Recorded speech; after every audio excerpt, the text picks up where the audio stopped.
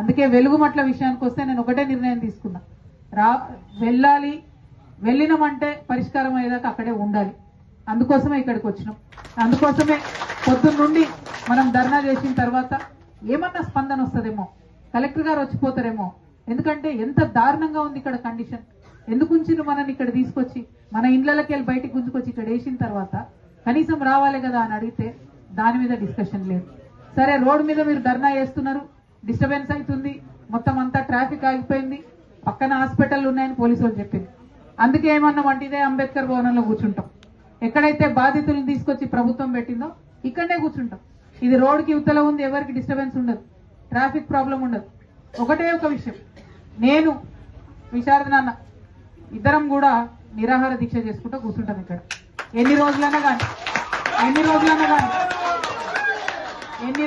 కానీ ప్రభుత్వం దిగి రావాలి. ఎక్కడైతే మన పేదవాడి ఇంటి మీద బుల్డోజర్ నడిచిందో అక్కడనే బిల్డింగ్ కట్టియాలి.